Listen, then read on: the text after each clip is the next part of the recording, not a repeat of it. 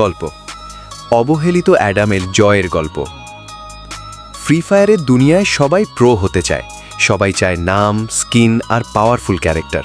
কিন্তু এই গল্পটা এমন একজনকে নিয়ে যার কিছুই ছিল না। তার নাম অ্যাডাম। অ্যাডাম ছিল একটা সাধারণ প্লেয়ার। গেমে ঢুকলেই সবাই তাকে দেখে হাসত, কারণ তার কোনো স্কিন ছিল না, কোনো স্পেশাল স্কিলও না। স্কোয়াডে ঢুকলেই কেউ বলতো, এই অ্যাডাম নে, কিক দে।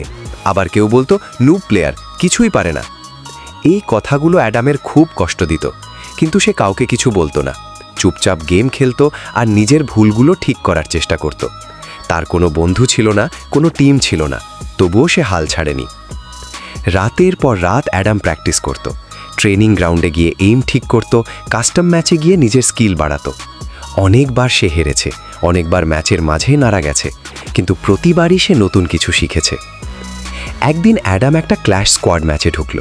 আগের মতোই সবাই তাকে অপমান করল। এই অ্যাডাম থাকলে তো আমরা হারবো, একজন বলল। অ্যাডাম চুপ করে রইল। সে জানত আজ তাকে কিছু একটা করতেই হবে। ম্যাচ শুরু হলো। প্রথম রাউন্ডে অ্যাডাম খুব সাবধানে খেলল। সুযোগ বুঝে একটা হেডশট দিল, একটা কিল, তারপর আরেকটা, ডাবল কিল। টিমমেটরা একটু অবাক হলো। দ্বিতীয় রাউন্ডে অ্যাডাম আরও আত্মবিশ্বাসী হয়ে উঠল। সে দ্রুত মুভ করল, সঠিক সময়ে গ্লুওয়াল দিল আর একাই 3 জনকে নামিয়ে দিল। এখন সবাই চুপ, কেউ আর তাকে নুব বলছে না। শেষ রাউন্ড, সবচেয়ে কঠিন মুহূর্ত। অ্যাডামের টিমমেটরা সবাই মারা গেছে। এখন সে একা, আর সামনে পুরো এনিমি স্কোয়াড। চারদিকে জোন ছোট হয়ে আসছে, চাপ বাড়ছে। অ্যাডাম গভীর শ্বাস নিল। সে জানে এটাই তার সুযোগ। সে গ্লুওয়াল নিল, কাভার নিল আর সঠিক সময়ের অপেক্ষা করল।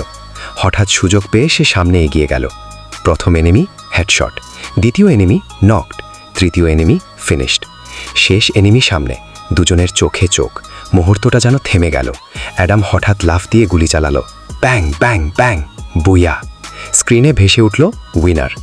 সবাই অবাক। যে অ্যাডামকে সবাই নুব বলতো, সেই আজ ম্যাচ জিতেছে। টিমমেটরা তাকে অভিনন্দন জানালো। কেউ বলল, ব্রো, তুমি তো প্রো। অ্যাডাম শুধু হাসল, কারণ সে জানে এই জয়ের পেছনে আছে তার পরিশ্রম, ধৈর্য আর বিশ্বাস।